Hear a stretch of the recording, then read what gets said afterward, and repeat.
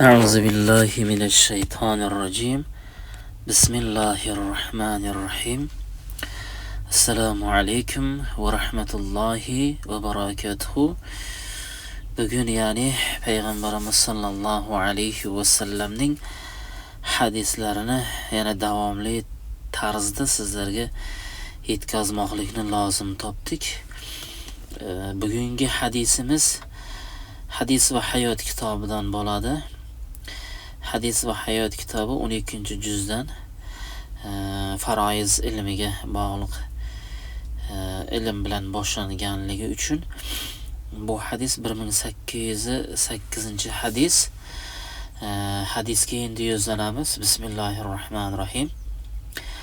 An Abi Hurayra radhiyallohu anhu anin nabiy sallallohu alayhi ve sellem qala: تعلم القرآن والفرائض وعلم الناس فإني مقبوض. رواه الترمذي والحاكم. Endi bu hadisning matniga o'tamiz. Abu Hurayra roziyallohu anhudan rivoyat qilinadi. Nabiy sallallohu alayhi va sallam Qur'onni va faroizni o'rganinglar va odamlarga o'rgatinglar, chunki men qabz qilinuvchiman dedilar. Tirmiziy va Hokim rivoyat qilganlar. Payg'ambarimiz sallallohu alayhi va sallamning bu yerda chunki men qabz qilinuvchiman deganlari, men vafot etuvchiman. Agar vaqtida o'rganib qolmasangiz, bu narsa zoyi bo'lur degan ma'noni anglatadi. Payg'ambarimiz sallallohu alayhi va sallam bizga va sizga Qur'onni o'rganishlik va faroizni o'rganishlik va insonlarga ham o'rgatishlik. Chunki payg'ambar alayhisalom nima dedi? Men qabz qilinuvchiman, ya'ni men ham odamlarga o'xshab o'luvchiman. Shu narsani o'rganib qolinglar va boshqalarga ham o'rgatuvchi bo'linglar degan maqsadda bu gapni gapirib o'tib ketdi. Biz bu gapimiz bilan nima demoqchimiz? Chunki men bu hadislarni sizlarga yetkazyapman.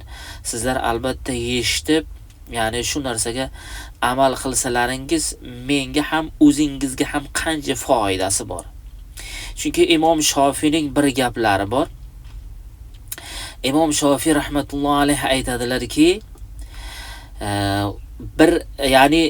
bitta ilmni o'rganishlik, bir masalani o'rganishlik nafil namozidan ustundir dedi. Chunki bu gaplari bilan nima demoqchi? Imom Shofiy bitta masalani o'rganishlik nafil namozdan ustun turadi dedi.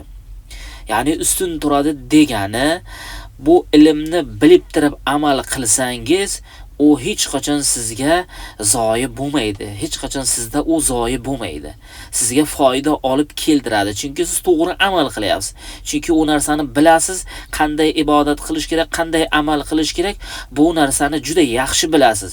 Juda yaxshi bilganligingiz uchun siz to'g'ri amal qilasiz va siz undan ko'p foyda topasiz. Endi bilmagan odamchi, bilmagan odam hatto u aytadiki, shu bilmay amal qilgan xuddi shamol bir narsani uchirib ketadi, el dedi.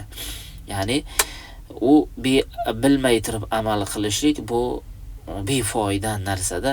Shuning uchun bilib turib men mana shu narsani sizlarga yetkazyapman. Sizlar va o'zingizning yaqiningizga yetkazib qo'ysangiz, u yaqiningiz qancha foyda olsa, u sizga ham shuncha yana foydasi keladi. Chunki u yaqiningiz foyda olyapti. U ya'ni Alloh taolo tomonidan berilayotgan savob. U sizning hisobingizdan olib Alloh taolo u kishiga bermaydi.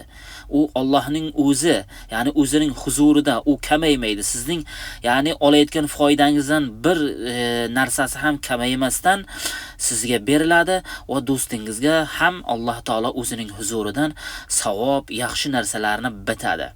Shunday ekan, biz ham sizlarga yetkazdik, sizlar ham o'zla yaqinlaringizga yetkazsalaringiz juda biz mamnun bo'lardik va foyda olardik. Sizlar ham foyda olardilaringiz inshaalloh. Bugungi hadisimiz ham o'z nihoyasiga yetdi. Assalomu alaykum va rahmatullohi va barakatuh.